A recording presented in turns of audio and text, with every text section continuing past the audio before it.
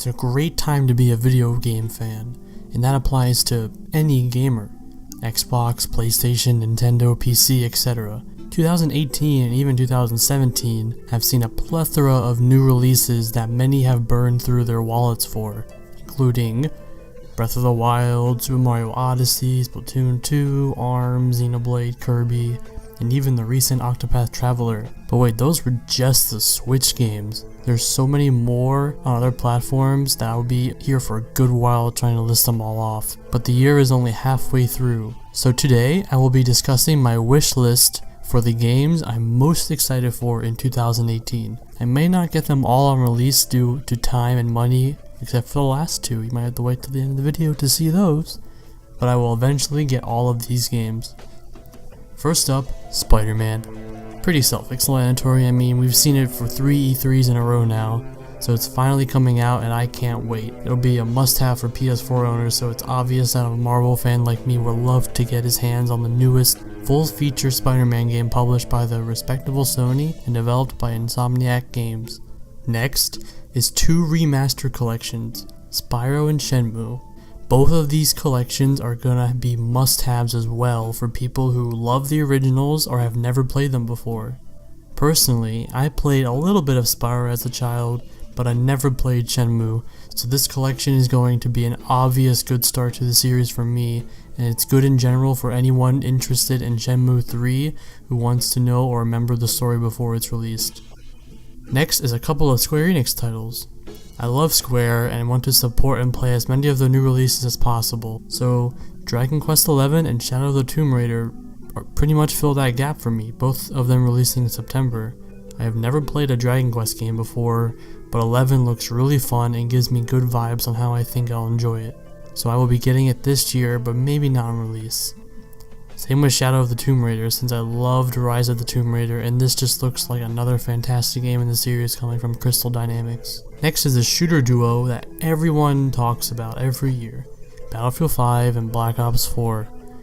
I'm more interested in Black Ops 4 mainly because of the zombie storyline. I love Call of Duty Zombies, but the multiplayer and Battle Royale mode seem interesting enough to have me coming back every once in a while.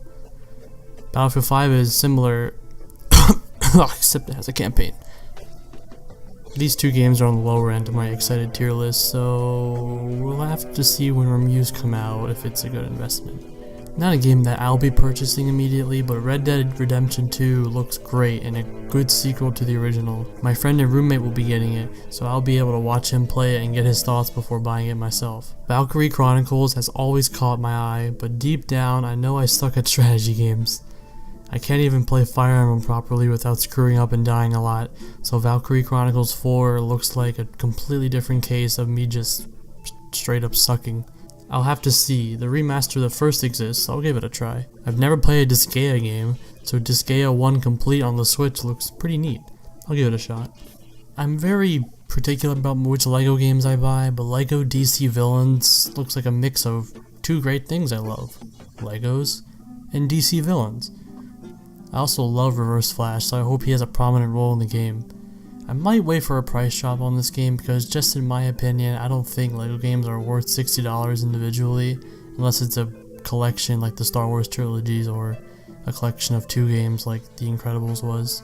Man, I wasn't interested in the game at all when it was first shown, but man, does My Hero 1's Justice look super fun. Being able to play as the iconic My Hero Academia heroes seems like a blast, and if they pull it off just right, it could be perfect, so we'll have to see for that one.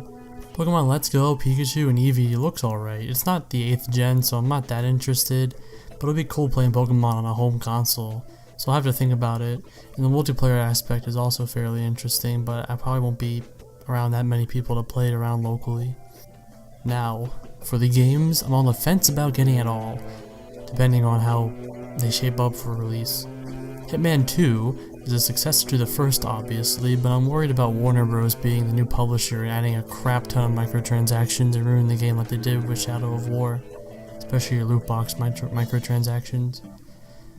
Fallout 76 looks cool with the online aspect, but I'm not really a big Fallout person, so I'm only mildly interested. Again, my friend and roommate might get it, so I'll be able to watch him play. Then there's some miscellaneous or indie Switch games I just discovered as writing the script, like Owlboy Special Edition, Coda Princess EX, and the Labyrinth of Refrain.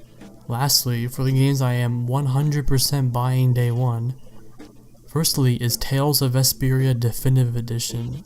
This is so straightforward. I mean, I love Tales. If there's a special edition, I'm instantly pre-ordering that. It's been confirmed for Japan, but not for America, so we'll see. I'm still buying it nonetheless. I love Tales, man. I just love Tales if you can't tell by my channel. And this is like the best one, so duh, instant buy. Next is... what was the name? What was it? Oh yeah, Super Smash Brothers Ultimate, baby. Yes, boy, here we go. It's gonna be the greatest game ever. There's gonna be so many characters like Mario and Zelda and Metroid's father. I'm mildly excited.